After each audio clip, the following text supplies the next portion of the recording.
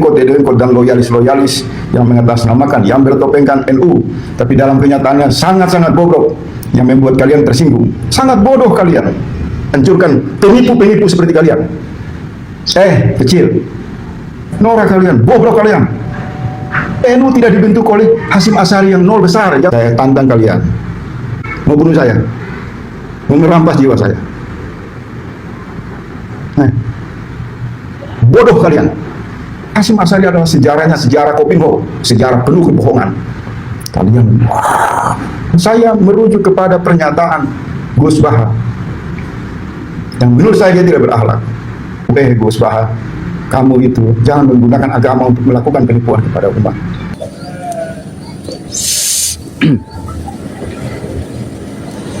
Sekarang kita lihat fenomena ini dengan jujur ya. Ketika Trans7 menayangkan acara yang dianggap menyinggung pesantren, warga NU langsung bereaksi keras. Suara boikot menggema di mana-mana. Desakan agar Trans7 ditindak. Bahkan sampai ada seruan untuk dicabut izinnya. Semua tampak gagah, seolah ini bentuk pembelaan terhadap kehormatan pesantren. Tapi anehnya, ketika Nahdlatul Ulama sendiri beserta para muasisnya, yakni Hadratus Syekh Mbah Hasyim Asy'ari dan bahkan cucunya Kiai Haji Abdurrahman Wahid atau sering kita sapa Gus Dur, dihina, direndahkan dan dituduh dengan kata-kata kasar oleh si Faisal Asgab ini, seorang tokoh dari klan Ba'alwi, dan juga beliau ini ternyata seorang politisi ya, politisi yang amat kontras sekali, bertentangan dengan Nahdlatul Ulama tentunya. Apa reaksi mereka? Tidak ada reaksi sama sekali. Tidak ada gelombang protes, tidak ada seruan boikot, tidak ada sikap tegas dari PBNU. Padahal penghinaan itu jauh lebih dalam, bukan hanya soal tradisi, tapi soal martabat pendiri organisasi Islam terbesar di dunia ini. Dan bukan hanya itu, sebelum Trans7 muncul dengan kontroversinya, selama bertahun-tahun kita mendengar ucapan-ucapan dari kalangan habaib Ba'alwi yang jelas-jelas merendahkan ulama Nusantara, merendahkan para kiai. Satu habib bodoh lebih mulia daripada 70 kiai yang alim. Itu bukan sekadar salah ucap, itu bentuk penghinaan terang-terangan terhadap para kiai, terhadap guru-guru kita, terhadap para penjaga ilmu dan akhlak bangsa ini. Tapi apa reaksi warga Nahdliyin? Apa langkah PBNU?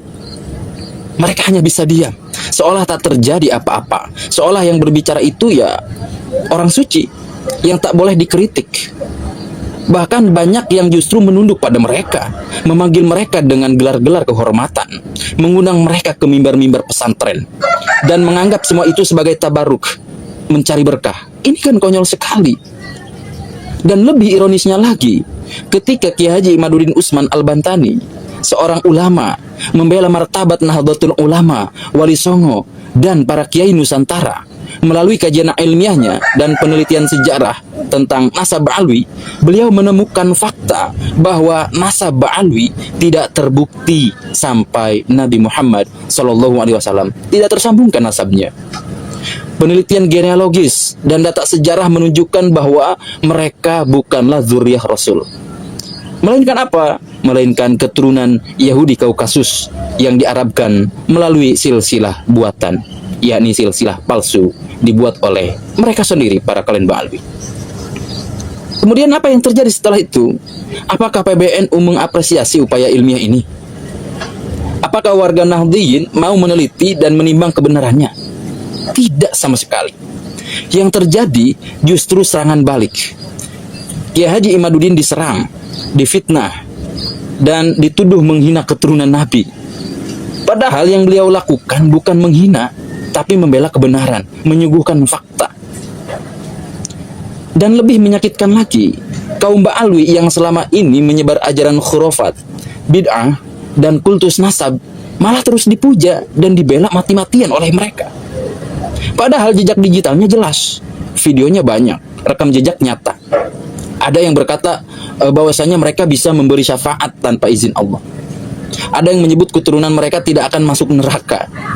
Bahkan ada yang mengaku sebagai apa, dia itu mi'raj 70 kali dalam sehari. Ini kan sangat melecehkan baginda Nabi. Baginda Nabi aja secara mukjizat hanya 1 kali. Nah, apakah ini bukan penyimpangan tentang akidah? Apakah ini bukan kesesatan yang nyata? Ini sangat aneh sekali.